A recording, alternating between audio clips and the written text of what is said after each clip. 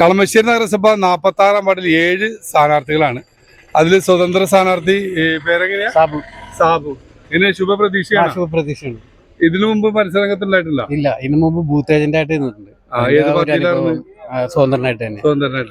എല്ലാ പ്രാവശ്യവും അങ്ങനെ തന്നെയാണ്. എല്ലാ പ്രാവശ്യവും സ്വതന്ത്രം. നമുക്ക് രാഷ്ട്രീയമില്ല. ഇല്ല. നമുക്ക് നാട്ടിൽ സേവനം നടത്തണം എന്നാണ് നല്ലൊരു ചിന്തയാണ്. എന്തായാലും അത് NDA സ്ഥാനാർത്ഥി അല്ലേ?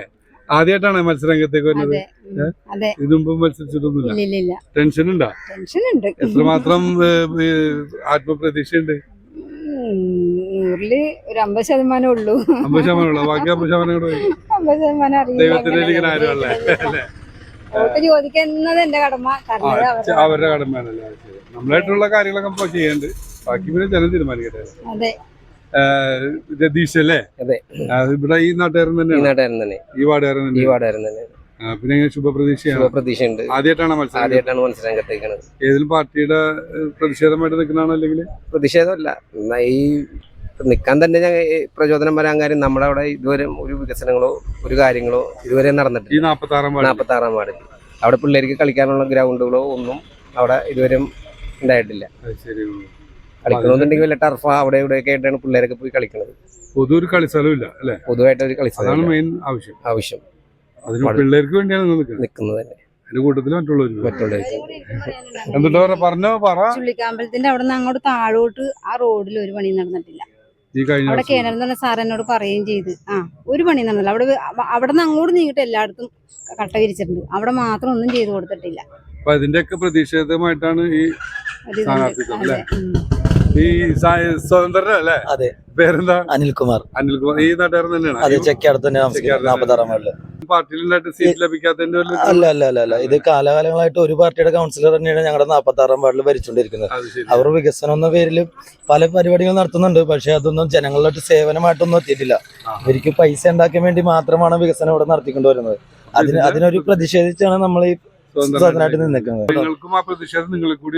അതെ. 7 പേരുടെ ഇടയിൽ എങ്ങനെയാണ് മല്ലടിച്ച്?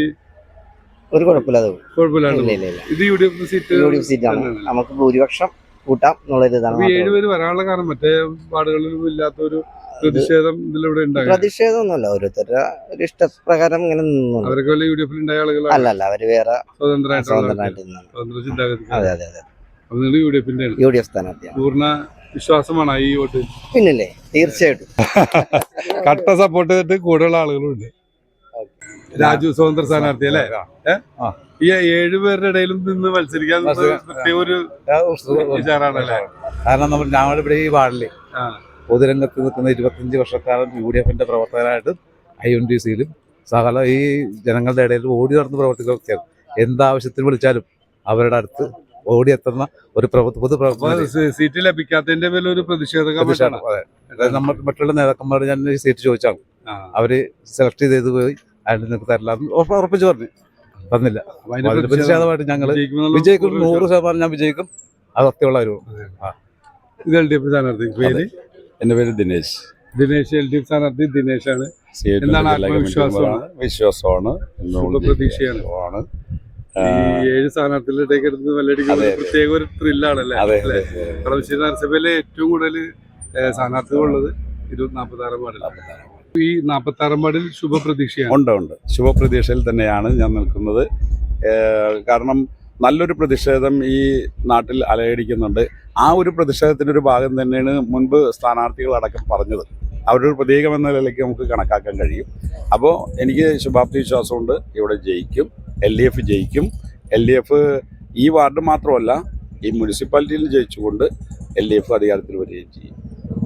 കളമശ്ശേരി നഗരസഭയിലെ 46-ാം വാർഡിൽ 7 സ്ഥാനാർത്ഥികൾക്കും ശുഭപ്രതീക്ഷയാണ് അവരുടെ മനസ്സിലുള്ളത്.